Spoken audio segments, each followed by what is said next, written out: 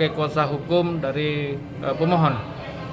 Jadi kita ini sudah mengajukan gugatan pra-peradilan terkait SP3 yang dikeluarkan oleh Polrestabes pada tahun 2015.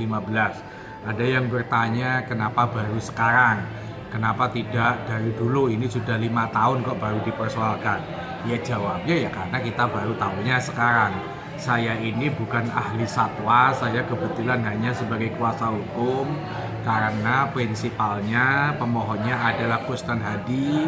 Dia yang diskusi dengan saya beberapa minggu yang lalu pengen persoalan KBS ini diangkat kembali, SP3 itu dipersoalkan, ya sudah kita pelajari baru kita persoalkan.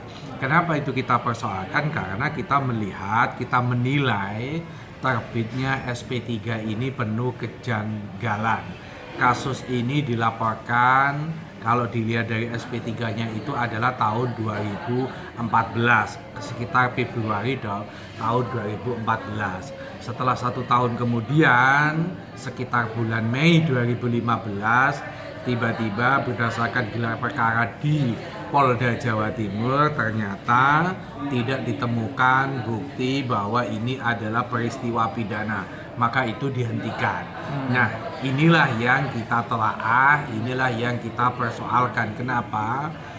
Setahu kita, menurut peraturan Kapolri nomor 14 tahun 2012, bahwa pada tahap penyelidikan sebelum itu naik ke penyidikan itu harus ada gelar perkara. Nah, definisi penyelidikan itu kan peristiwa dicari, digali apakah ini peristiwa pidana atau tidak. Kalau sudah naik ke penyidikan itu tentu peristiwa pidana.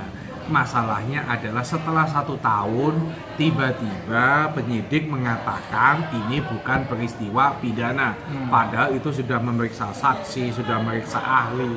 Nah, terus 1 tahun itu isi penyidikannya itu apa materinya? Ya. Nah, inilah yang kita persoalkan supaya hakim tunggal nanti pra-peradilan ini akan menilai bahwa pertukaran satwa sekitar 420 satwa ini adalah peristiwa pidana, maka tidak layak untuk dihentikan, harus dilanjutkan. Menurut Bang Saleh, ini tindak pidana apa yang terjadi dalam isi perjanjian itu sehingga di SP3 kan oleh Polres Surabaya?